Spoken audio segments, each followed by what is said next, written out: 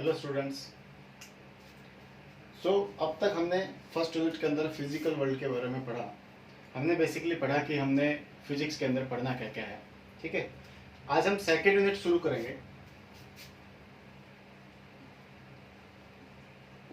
ठीक है, और जो हमारी सेकेंड यूनिट है वो है काइनेमेटिक्स। क्या है? काइनेमेटिक्स। ठीक, काइनेमेटिक्स के लिए मेरे पास बहुत कुछ है पढ़ने के लिए। काइनेमेटिक्स में एक्चुअली काइनेमेटिक्स जो है वो किसी भी बॉडी के मोशन के बारे में हमें पढ़ना है। ठीक है, लेकिन काइनेमेटिक्स है क्या, तो उससे पहले थोड़ा सा इंट्रोडक्टरी पार्ट है। ठीक है, वो आज हम कंप्लीट करेंगे। इसका केवल इंट्रोडक्टरी पार्ट आज हम देखेंगे कि इंट्रोडक्शन में काइनेमेटिक्स के लिए हमें क्या क्या पढ़ना पड़ेगा। इसके अंदर बेसिकली काइनेमेटिक्स है क्या, इन सब चीज़ों के बारे में पढ़ेंगे। मतलब बेसिक बेसिक चीज़ें आज हम इसमें कवर करेंगे। तो फर्स्ट ऑफ ऑल एक मैकेनिक्स। क्या है मेरे पास? मैकेनिक्स। मैकेनिक्स क्या होती है? It is a branch of physics. Mechanics क्या होती है? It is a branch of physics which deals with the motion. Which deals with the motion. ठीक है, यानी कि it is a branch of physics which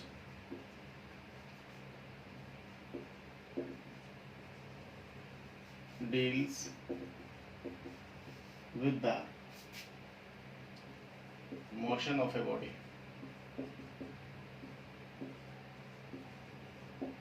ठीक है, मैकेनिक्स क्या पढ़ने वाले आज हम? मैकेनिक्स शुरू करने वाले। बेसिकली यदि मैं कहूँ मैकेनिक्स के अंदर बहुत कुछ आता है। ठीक है, और उस बहुत कुछ का एक छोटा सा पार्ट बेसिकली काइनेमेटिक्स है, जो अभी समझेंगे कि काइनेमेटिक्स है क्या, वो आज हम शुरू करेंगे। ठीक है, तो जो मैकेनिक्स है, मैकेनिक्स उसके दो पार्ट हैं। ठीक है, उसके कितने पार्ट हैं? बेसिकली मैकेनिक्स के तीन पार्ट हम कहते हैं कि मैकेनिक्स को हमने तीन पार्ट्स के अंदर डिवाइड किया है। और जो मैकेनिक्स है उसको मैं तीन पार्ट्स में डिवाइड करूं तो सबसे पहले आता है स्टैटिक्स। ठीक है, स्टैटिक्स। दूसरा आता है हमारे पास काइनेमेटिक्स, और तीसरा हमारे पास आता है डायनामिक्स। ठीक, तो जो स्टैटिक्स है किसी भी बॉडी के रेस्ट के बारे में डील करता है। किसके बारे में डील करता है? रेस्ट के बारे में। काइनेमेटिक्स है वो किसी भी बॉडी के मोशन के बारे में डील करता है। किसके बारे में डील करता है? मोशन। डायनामिक्स है वो भी किसी भी बॉडी के मोशन के बारे में डील करता है। ठीक है, जो स्टैटिक्स है वो डील करता है रेस्ट के बारे में, जो काइनेमेटिक्स है वो डील करता है मोशन के बारे में, जो डायनामिक्स है वो भी डील करता है मोशन के बारे में। ठीक है, तो स्टैटिक्स का क्या हो गया कि किसी बॉडी को मोशन में कब कहेंगे। ठीक है, किसी बॉडी को मोशन में कब, किसी बॉडी को रेस्ट में कब कहेंगे। ठीक है, रेस्ट क्या होता है?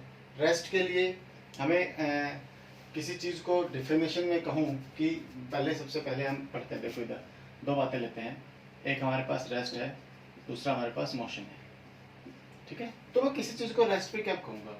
When a body does not change its position, when a body does not change its position with respect to surrounding bodies. ठीक है, उसके आसपास जो बॉडीज हैं, उसके आसपास जितनी भी बॉडीज हैं, वो यदि उनके रिस्पेक्ट में अपनी पोजीशन चेंज नहीं कर रही है तो उस बॉडी को मैं क्या कहूंगा कि वो बॉडी मेरी किस पे है? रेस्ट में। ठीक है, और मोशन क्या कहेंगे? When a body changes its position with respect to surroundings, यानी कि आसपास की वस्तुओं के साथ में यदि मैं अपनी पोजीशन को लगातार चेंज कर रहा हूं तो मैं किस में हूं? रेस्ट, मोशन में हूं। और यदि मैं चेंज नहीं कर रहा हूं तो मैं किस में हूं? रेस्ट में। It mean that change position, does not change position, does not change position. ठीक है, इसमें क्या लिखेंगे? Continuously changes position.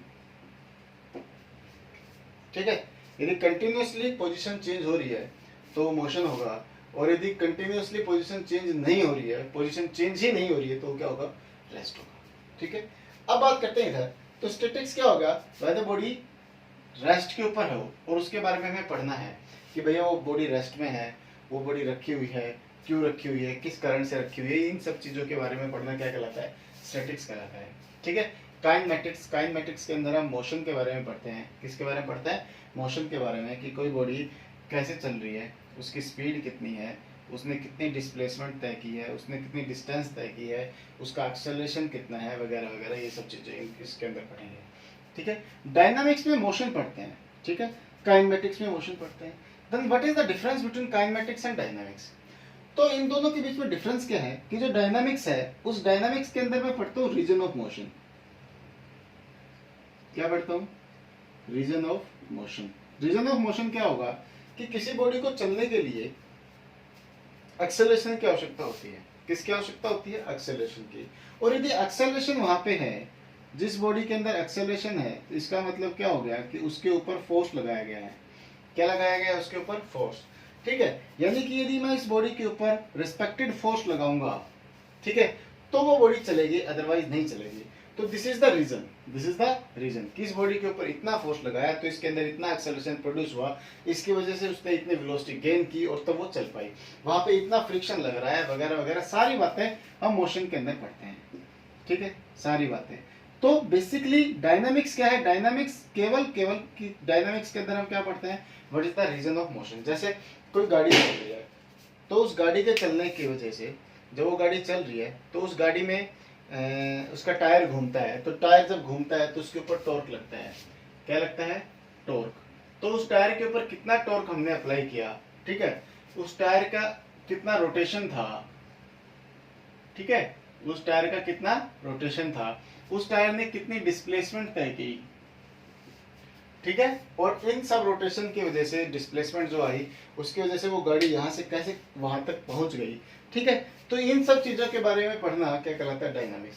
लेकिन यदि मैं केवल और केवल उस बॉडी के मोशन के बारे में पढ़ रहा हूँ कि वो बॉडी एक पर्टिकुलर टाइम के ऊपर यहाँ थी और कुछ देर के बाद वो यहाँ चली गई, उसकी वेलोसिटी v रही, ठीक है, उसने यहाँ से उसने रेस्ट से शुरू किया, यानी कि इस पॉइंट के ऊपर वो रेस्ट पे थी, यहाँ आकर के वापस रेस्ट के अंदर आ गई, तो यहाँ पे उसमें एक्सेलरेशन हुआ, फिर यहाँ आकर के उसमें रिटार्डेशन हुआ।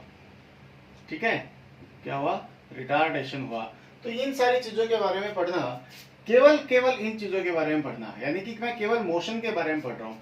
क्यों चली, उसको किसने धक्का मारा, ठीक है, उस पे इंजन जब ऑन हुआ तो कितना फ्यूल जला, उससे कितनी एनर्जी प्रोड्यूस हुई, उस एनर्जी ने कितना फोर्स लगाया, ठीक है, उस फोर्स लगाने की वजह से उस बॉडी के अंदर एक्सेलरेशन आया, और उस एक्सेलरेशन की वजह से उसने एक वेलोसिटी गेन की, फिर वो स्मूथ चली उस एक्सेलरेशन के ऊपर, जब वो चल रही थी उसके ऊपर कितना फ्रिक्शन लगा। इन सब चीजों को हम किसमें पढ़ेंगे, डायनामिक्स के अंदर पढ़ेंगे, जो हमारी बेसिकली थर्ड यूनिट है। थर्ड, फोर्थ और फिफ्थ तीनों यूनिट हैं जिनके अंदर हम इस डायनामिक्स के बारे में पढ़ते हैं। ठीक है, यानी कि जब हम पढ़ेंगे न्यूटन्स के लॉज पढ़ेंगे, ठीक है, न्यूटन के लॉज पढ़ेंगे, फ्रिक्शन पढ़ेंगे, वर्क एनर्जी पावर पढ़ेंगे, ठीक है, रोटेशनल मोशन पढ़ेंगे, मोमेंट ऑफ इनर्शिया पढ़ेंगे, वो सब कुछ डायनामिक्स के अंदर आएगा। ठीक, अभी हम केवल काइनेमेटिक्स पढ़ेंगे। क्या पढ़ेंगे, काइनेमेटिक्स मतलब मुझे केवल और केवल कंसेप्ट मेरा क्या लेना है, मोशन लेना है। क्या कंसेप्ट लेना है, मोशन के अंदर केवल 3 बातें हैं पढ़ने के लिए। कितनी बातें, 3। Number 1 velocity, number 2 acceleration, number 3 displacement. ठीक है, उस बॉडी के अंदर कितना एक्सेलरेशन आया, उस एक्सेलरेशन की वजह से कितनी डिस्प्लेसमेंट हुई, कितनी वेलोसिटी उसने गेन की, वगैरह वगैरह, केवल इन 3 चीजों के बारे में पढ़ना ही क्या कहलाता है, काइनेमेटिक्स कहलाता है। यानी कि काइनेमेटिक्स की यदि मैं डेफिनेशन दूं तो मैं क्या कहूंगा, it is a branch of mechanics, which deals with the motion of a body. किसके बारे में डील करती है, किसी बॉडी के मोशन के बारे में डील करती है। स्टैटिक्स के बारे में मैं डेफिनेशन दूं तो क्या लिखूंगा, it is a branch of mechanics which deals with the study of a body at rest. Dynamics की मैं बात करूं तो डायनामिक्स में मैं क्या लिखूंगा, it is a branch of physics which deals with the study of motion of a body with the region of motion. This word is very important to study dynamics, क्योंकि बेसिकली डायनामिक्स के अंदर मैं यही सब पढ़ता हूँ। क्या पढ़ता हूँ कि what is the region of motion, ठीक है, got it। So the next concept is our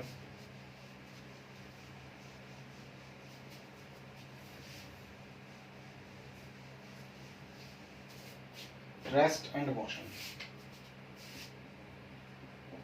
Rest, motion. ठीक है, तो मैं बेसिकली आप लोगों को बता चुका हूं कि जो रेस्ट है वो क्या होता है कि जब एक body does not change its position with respect to the surroundings. ठीक है, जैसे कि ये बॉक्स यहाँ पे रखा हुआ है, ठीक है, इसकी यहाँ से दूरी, यहाँ से दूरी और यहाँ से दूरी और यहाँ से दूरी फिक्स है। ठीक है, मैं कुछ सालों के बाद आकर के देखता हूँ तो ये बॉक्स यहीं पे रखा हुआ है, ये सारी की सारी डिस्टेंसेस सेम है, तो मैं क्या कहूँगा कि ये जो बॉक्स है ये रेस्ट के ऊपर है। क्या है ये बॉक्स? रेस्ट के ऊपर है। ठीक है, ये बॉक्स किसके ऊपर है भैया? रेस्ट पे है। ठीक है, तो जब ये बॉक्स रेस्ट के ऊपर है, क्यों रेस्ट पे है? क्योंकि इसने इन अपने आसपास की जो दीवारें हैं, अपने आसपास की जो दीवारें हैं, इन दीवारों के रिस्पेक्ट में इसने अपनी पोजीशन को चेंज नहीं किया है। यही एक कारण है कि ये किसके ऊपर है? रेस्ट के ऊपर है। ठीक है, लेकिन यदि ये चल पड़े, तो इसका मतलब इसके रिस्पेक्ट में और इसके रिस्पेक्ट में इसकी पोजीशन चेंज हो रही है क्योंकि ये दूरी बढ़ रही है और ये दूरी कम हो रही है। ठीक है, तो यदि इसकी पोजीशन चेंज हो रही है, क्या चेंज हो रही है? पोजीशन। देखो ध्यान से सुनना, क्या चेंज हो रही है? पोजीशन चेंज हो रही है। किसके साथ में? With respect to surroundings. With respect to surroundings यदि पोजीशन चेंज हो रही है तो मैं उसको क्या कहूंगा कि मेरी बॉडी किस में है? मोशन में। तो मैं उसको क्या कहता हूं कि मेरी बॉडी किसके अंदर है भैया? मोशन के अंदर है। ठीक है, मेरी बॉडी रेस्ट पे नहीं है। ठीक, और बात करें हम मोशन की, ठीक है, तो मोशन जो है मेरा 3 प्रकार का होता है। कितने प्रकार का होता है? 3 प्रकार का। एक जिसे मैं कहता हूं ट्रांसलेटरी मोशन,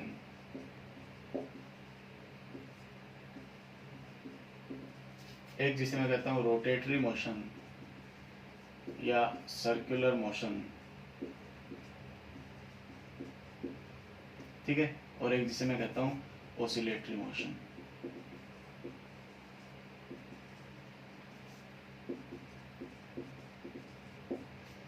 ठीक, कितने प्रकार का होता है? 3 प्रकार का होता है। ट्रांसलेटरी मोशन, रोटेटरी या सर्कुलर मोशन, ठीक है, ओसिलेटरी मोशन।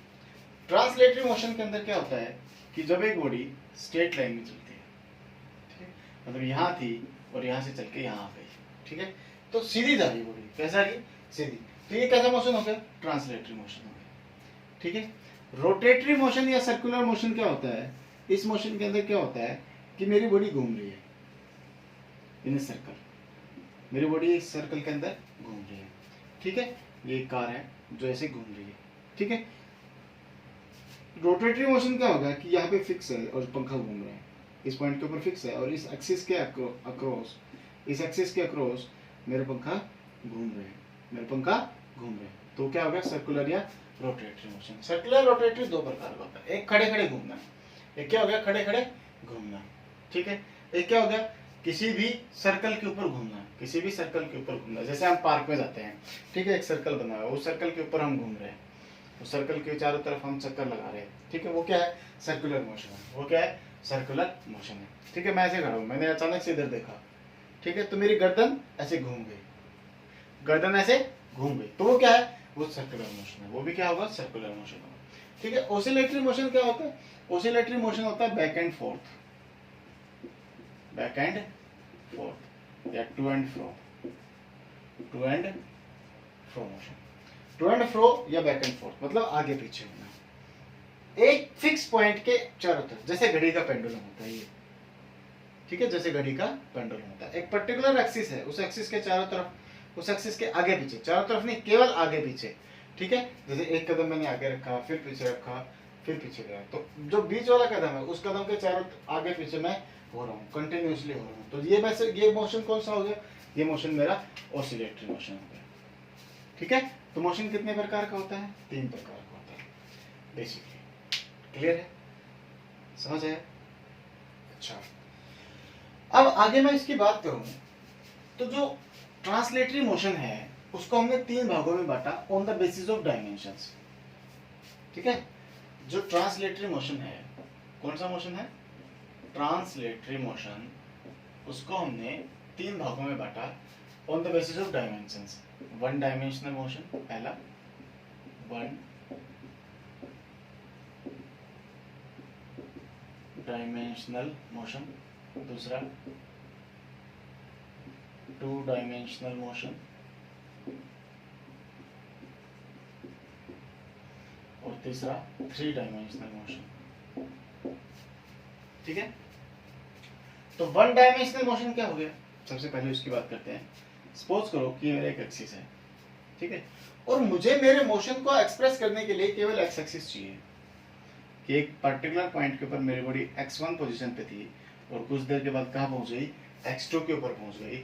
y मेरा सेम था, y मेरा एज इट इज था, y मेरा क्या था, एज इट इज। कि केवल मुझे क्या चाहिए, केवल मुझे क्या चाहिए, मुझे केवल ये चाहिए, ये पॉइंट, यहाँ से यहाँ तक, ठीक है, x1 से x2। यानी कि आई वांट ओनली या I need only one axis to represent it. ठीक है, इसको रिप्रेजेंट करने के लिए क्या चाहिए, मुझे केवल वन एक्सिस चाहिए, केवल एक्स एक्सिस चाहिए, और एक्स एक्सिस की सहायता से मैं इस मोशन को रिप्रेजेंट कर सकता हूँ। तो मैंने इसको क्या नाम दिया, 1 डायमेंशनल मोशन नाम दिया। ठीक है, 2 डायमेंशनल मोशन। 2 डायमेंशनल मोशन क्या हो गया कि सपोज करो ये मेरा एक्स और वाई है, एक पर्टिकुलर पॉइंट पे मैं इस पोजीशन के ऊपर था, ठीक है, तो मेरी पोजीशन क्या थी, ये x1 थी और इधर क्या थी, y1 थी। ठीक है, कुछ देर के बाद मैं कहाँ पहुंच गया, इधर x2 के ऊपर पहुंच गया और इधर कहाँ पहुंच गया, y2 के ऊपर पहुंच गया। ठीक है, कहाँ से कहाँ गया, a पॉइंट से b पॉइंट तक गया। कहाँ से कहाँ तक गया, a पॉइंट से b पॉइंट तक गया। ठीक है, तो इसमें क्या किया मैंने, इसमें मैंने y के ऊपर भी डिस्टेंस तय की है और x के ऊपर भी। और यदि मैं ऐसा करता हूँ कि मुझे रिप्रेजेंट करने के लिए 2 एक्सिस की आवश्यकता है, तो उसको हम क्या कहते हैं, 2 डायमेंशनल मोशन कहते हैं। उसको हम क्या कहते हैं, 2 डायमेंशनल मोशन कहते हैं। ठीक है, 3 डायमेंशनल मोशन की बात करें, 3 डायमेंशनल मोशन के अंदर क्या होगा कि मैं यहां से यहां गया हूं,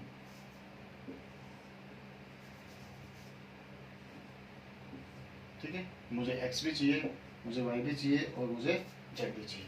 और मैंने क्या किया, मैं यहां से यहां गया हूं, बट मैं सीधा नहीं गया, मैं बाय एयर गया हूं।